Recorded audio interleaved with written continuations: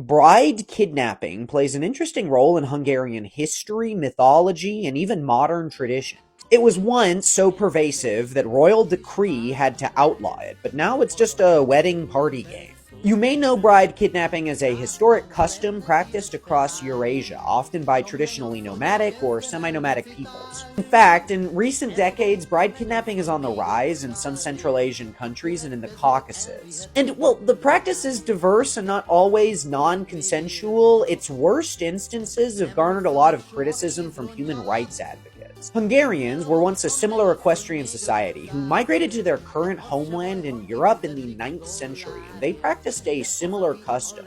The legend of the brothers Hunor and Magor, the forefathers of the Huns and Hungarians, according to medieval chronicles, tells that they kidnapped two Alan princesses as their brides. Historians believe this reflects the actually existing custom of the early Hungarians, and medieval records indicate it was a pervasive problem prior to and even after Hungarians' conversion to Christianity. A law passed during the reign of the first Christian king of Hungary wrote that if any warrior by lewdness abducts a girl to be his wife without the consent of her parents, he shall pay 10 steers. If a poor commoner attempts this, he shall pay 5 steers. In the following centuries, it transformed into a tradition wherein during the wedding, if the groom turned his back, some of the guests would steal the bride. At that point, it was considered a great shame, in this case marking the groom as unworthy of the bride. But today, it's a much more lighthearted game, still called menyason rablash, literally bride kidnapping.